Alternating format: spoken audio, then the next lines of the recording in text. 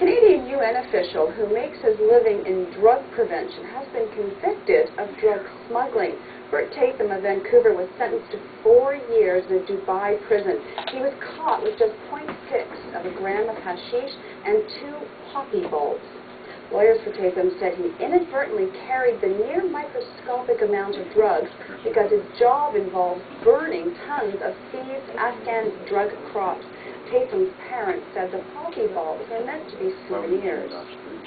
He just had them as artifacts, and that's really what he had them for. And I think all that other stuff seemed to come from the translations. It's very difficult for anybody, I think, trying to explain. I really felt that once he was away from Kandahar, he should have just come straight home. He was very adventuresome. He wanted to go to Dubai and look at what was going on there. We've seen that zero-tolerance drug policy in Dubai in recent months. An Italian was sentenced to 4 years in prison for possession of 1/100th of a gram of hashish. I almost can't imagine what that is. And a British man was given the same sentence for carrying 0.7 grams of marijuana. And there has been a big drug bust in Montreal today. Just by way of comparison, millions of dollars worth of cocaine was seized, and 5 Mexican nationals were charged today. RCMP and the Canadian Border Services Agency seized about 160 kilograms of cocaine. The drugs were discovered in buckets of frozen mango puree that came from Mexico. Authorities estimate the cocaine had a street value of nearly $40 million. The suspects all had visitor status in Canada. To debate the dizzying array of sentences in drug cases, we're joined by John Muse, CTV's Police Analyst and the Director of Public Safety at the Canadian Centre for Abuse Awareness. Alan Young is a criminal lawyer and Associate Law Professor at Osgoode Hall Law School. I welcome both of you here. This has got to be one of the topics I hear from viewers most about. How could that person get 4 days and that person get 4 years and that person, and let's take the instant case. When you first hear about someone like Vancouver's Mr. Tatham, Alan, what do you think about 4 years in a Dubai jail for an amount of drugs that you probably can't even see? I don't think there was any country in the world that can make the U.S. look like Mary Poppins when it comes to drug policy. I mean, it's an extraordinary thing, 4 years for a minuscule amount of drugs, which in Canada you probably wouldn't even prosecute it because they can't test it. Look, there's different legal and cultural values. I'm not going to judge this country. This is a warning to a lot of people to obviously be careful. I don't see what they're accomplishing by doing this, but it's really not for me to judge. I'm just happy we don't do that in Canada. John? Yeah, I'm with Alan. I mean, this is a disproportionate sentence. It would be certainly seen as disproportionate here in this country by far. I mean, you would get 4 days. But I think it also illustrates the dichotomy, the juxtaposition of what happens in Dubai and what happens here. And I'll give you an example. I mean, you look at that 150 kilos, it's about 350 pounds. We sentenced somebody in 2000, a guy by the name of Alfonso Caruana, and he was a drug lord, like massive international drug lord. He was actually convicted along with some family members of importing 3,500 pounds of cocaine approximately. He got 18 years. Now that sounds like, whoa, that's serious time. That's serious time here in Canada. But when you actually do the math and factor in the division that takes place with parole, he got something called accelerated parole review. It's automatic. It happens at 1/6 for a, quote, nonviolent offense, and he was out. He went in February of 2000. He was out on the street on day parole in April of 2003. Just over 3 years in an 18-year sentence, and this guy was a serious organized crime member trafficking cocaine. These Mexicans, 300 pounds, I'm sure they're doing it because they want to send money home for their family. They're going to be identified as lower on the rung, so I don't know what they're going to get, maybe a few years, but do the accelerated parole review math, and you're down to what, 1 maybe? I agree with John. There's no truth in sentencing in North America. What you see is not what you get. But I still think 18 years is a very severe sentence, and even release upon 3 years is sufficient severity. The question becomes, it's the law of diminishing returns. Are you getting more deterrent impact when you go to 3, 4, 5, 6? The evidence isn't there. So the thing is, all we're going to do with longer sentences is fill jails, build new jails, and not get really much public value out of it. I'm not not suggesting for a second that we need to lock people up for 4 years for 0.6 grams of hash. And in fact, my focus is on hard drugs, not the cannabis drugs. But I think if we took that notion in terms of these more serious drugs and these more serious offenders, and if we, for instance, gave somebody 18 years and we let them do that time and for some of them perish in prison, that would be a message certainly specifically. Perish?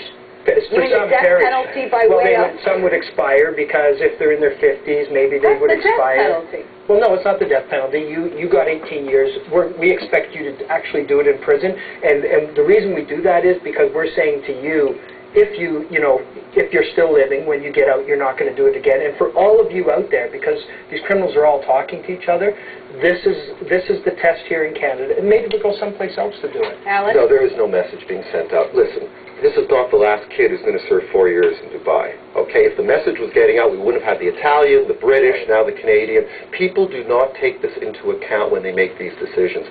People take into account the certainty of being caught, not the severity of sentence. If they think they're going to be caught, they won't do it, but they don't calculate, oh my God, I'm in a country that's going to give me 4 years or 18 years. That's not really the way people approach these crimes. Alan's correct. Some people don't think about the consequences. In fact, a lot of people don't, particularly people involved in the drug trade. But I think Mr. Tatham, I think it's quite possible. I don't know, and I don't want to be disrespectful of the Dubai criminal justice system, but it might be that Mr. Tatham had taken all the precautions he thought was necessary in light of what he was doing in Afghanistan. I have to be honest. I mean, I'm a cynical, skeptical guy at the best of times. I spent 30 years on the police service, 4 of those years in the drug squad. I've heard every line imaginable. But the things that he said about the poppy and the potential for, the tiny bit of hash on his clothing, and even the potential for someone in a system, if he's actually part of burns that were taking place, those are all possible. So it could be that, he was transiting through and something bad has happened. I want to go back to the question that plagues us, whether we're talking about drugs or whether we're talking about murder or manslaughter, and that is, why is there such a wide range? I mean, I understand there's a debate here, but why does it seem that this court can give what seems to be an outrageous sentence, and this court such a lenient sentence? Why is that, Alan? Because it's all arbitrary. There's no divine justice. It's not as if we have some sort of biblical sentencing code that's been established from time immemorial. It changes with every decade. It changes with the judge. It is a problem. Probably the weakest part of our criminal justice system is sentencing because it is so random and arbitrary. And disparity, forget disparity between Dubai and Canada, disparity within Canada. You will see, let's take marijuana for example, you will see someone go to jail for a small amount of marijuana in Alberta, but very unlikely in Ontario. And that's just one example of many. A manslaughter may get 5 years here and 10 years in another province.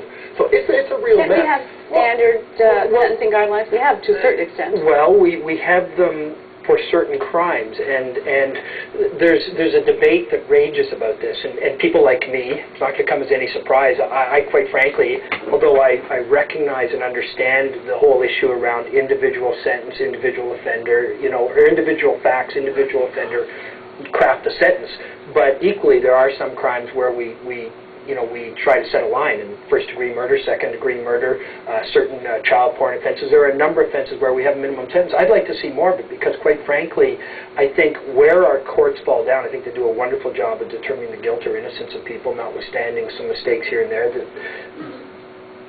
Where they fall down is not appropriately sentencing people. And then when you throw in terms of severity for certain crimes, and then when you throw in our parole laws, that's what, along with disparity, what they feel is, coming up short on severity, that's what offends people. We don't have time this session to talk, though, about what happens when we do keep people in jail to the very end, as we did, for example, with Paul Callow, and then there's no parole, and people are concerned about that. I just want to ask very quickly, Alan, would you support John's idea of more minimum sentences?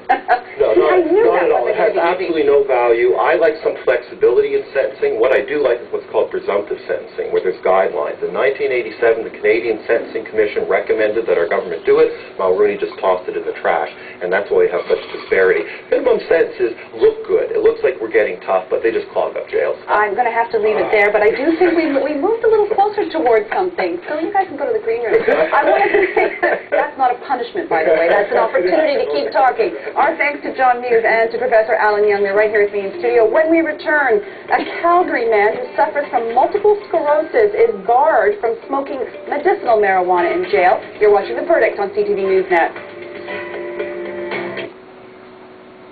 Man, prohibitionist arguments fall flat on their face. Oh, yeah.